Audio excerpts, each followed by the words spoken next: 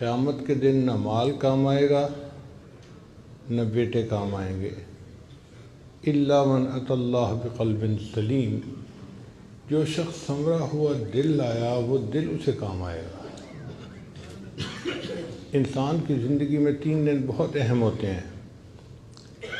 جس دن بچہ دنیا میں پیدا ہوتا ہے اس دن شیطان بچے کو مس کرتا ہے۔ اگر کوئی نیک آدمی پاس ہو تو اس سے بچے کی تحنیک بھی کروانی چاہیے اور ایک کان میں اذان اور دوسرے میں اقامت بھی کہلوانی چاہیے، اس کی برکت ہوتی ہے بچے کو۔ اور دوسرا اہم دن وہ جب بندہ اس دنیا سے آخرت کے سفر پہ روانہ ہوتا ہے، موت آتی ہے۔ اللہ کرے کہ اس دن بھی کوئی اللہ کا ولی پاس ہو جو ہمیں کلمے کی تلقین کر دے، یاد دہانی کر دے۔ اور تیسرا اہم دن وہ جب سارے انسان اپنے رب کے سامنے قیامت کے دن کھڑے ہوں گے۔ یہ 3 دن ہماری زندگی کے بڑے اہم دن ہیں۔ اس لیے عیسیٰ علیہ السلام نے فرمایا تھا والسلام علیہ یوم ولدت و یوم اموت و یوم ابعث حیا۔ تو جو آیت مبارکہ پڑھی گئی اس میں تیسرے دن کا تذکرہ ہے کہ قیامت کے دن نہ مال کام آئے گا نہ بیٹے کام آئیں گے۔ یہ کیوں کہا گیا؟ اس لیے کہ اکثر لوگوں کو دھوکہ ہوتا ہے کہ مال سے دنیا کے کام سنور جاتے ہیں۔ بہت سارے کام سنورتے ہیں، ہر کام نہیں سنورتا۔ آپ خود سوچئے کہ مال سے انسان کتاب تو خرید سکتا ہے، علم تو نہیں خرید سکتا۔ مال سے انسان اچھا کھانا تو خرید سکتا ہے، اچھی صحت تو نہیں خرید سکتا۔ مال سے انسان کسی کی چاپلوسی کو تو خرید سکتا ہے، کسی کے دل کی محبت کو تو نہیں خرید سکتا۔ مال سے انسان اینک تو خرید سکتا ہے، بینائی کو تو نہیں خرید سکتا۔ تو دنیا میں بھی مال سے ہر کام نہیں ہوتا، اور آخرت میں تو کوئی کام ہی نہیں ہوگا مال سے۔ اور کچھ لوگوں کو بیٹوں کا بھی بڑا ناز ہوتا ہے۔ میرے 5 بیٹے ہیں، ایک مجسٹریٹ ہے، ایک ڈی سی او ہے، ایک فلاں ہے، ایک فلاں ہے، ایک فلاں ہے۔ تو مطلب یہ ہوتا ہے کہ مجھے کوئی بھی مسئلہ ہوا تو بیٹے کام آئیں گے۔ تو اللہ تعالیٰ نے فرما دیا کہ قیامت کے دن کوئی بیٹا کام نہیں آئے گا۔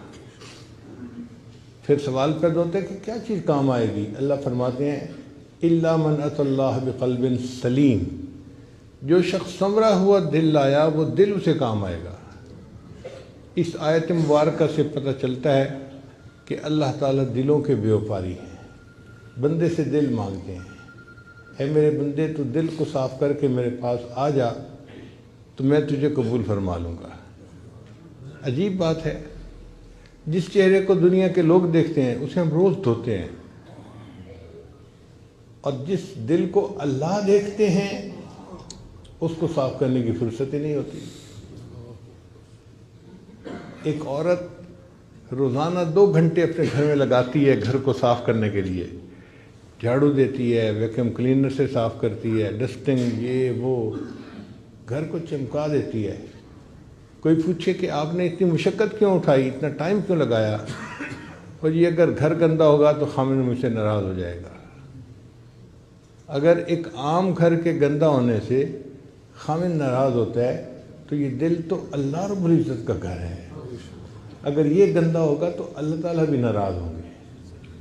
چنانچہ حدیث مبارکہ ہے، اللہ تعالیٰ ارشاد فرماتے ہیں کہ لا یسعنی ارضی ولا سمائی، نہ میں زمینوں میں سماتا ہوں نہ میں آسمانوں میں سماتا ہوں، میں مومن بندے کے دل میں سما جاتا ہوں۔ تو مومن کا دل اللہ کا گھر ہے، اللہ کا کوٹھا ہے۔ اس دل کو صاف رکھنا یہ ہماری ذمہ داری ہے۔ طالب علم کے ذہن میں سوال پیدا ہوتا ہے کہ جب یہ دل اللہ کا گھر ہے تو اللہ اسے خود ہی صاف کر لے، ہمیں کیوں حکم دیا صاف کرنے کا؟ علماء نے جواب دیا کہ جب گھر کسی کو استعمال کے لیے کرائے پہ دیا جائے تو گھر کو صاف رکھنا مالک کی ذمہ داری نہیں ہوتی، کرایہ دار کی ذمہ داری ہوتی ہے۔ اس لیے دنیا میں اللہ نے ہمیں حکم دیا میرے بندو تم میرے گھر کو صاف رکھو، اور اگر تم گھر کو گندہ رکھو گے تو پھر میں بھی تم سے ناراض ہو جاؤں گا۔ یہ دل انسان کا عجیب ہے۔ نبی علیہ السلام نے ارشاد فرمایا ان فی جسد بنی آدم لمضغہ، بنی آدم کے جسم میں گوشت کا ایک لوتھڑا ہے، اذا فسدت فسد الجسد کلو، جب وہ بگڑتا ہے تو پورے جسم کے اعمال بگڑ جاتے ہیں، اور جب وہ سنورتا ہے تو پورے جسم کے اعمال سنور جاتے ہیں۔ الا وہی القلب، جان لو اس کا نام دل ہے۔ تو دل کے سنورنے سے انسان سنورتا ہے، اور دل کے بگڑنے سے انسان بگڑتا ہے۔ اس لیے ہمیں چاہیے کہ ہم اپنے دلوں پر محنت کریں اور اس کو سنواریں۔ آپ بتائیے، اگر آپ دودھ لینے کے لیے جائیں اور برتن کے اندر گندگی لگی ہو تو کیا دودھ دینے والا دودھ دے دے گا؟ وہ کہے گا میاں صاف برتن لاؤ تب میں اس میں دودھ ڈالوں گا۔ جب دودھ ڈالنے والا گندے برتن میں دودھ ڈالنا پسند نہیں کرتا، اللہ تعالیٰ بھی انسان کے گندے دلوں میں اپنے نور کو ڈالنا پسند نہیں فرماتے۔ وہ بھی کہتے ہیں میرے بندو ذرا اس کو چمکاؤ، اس کو ذرا صاف کرو۔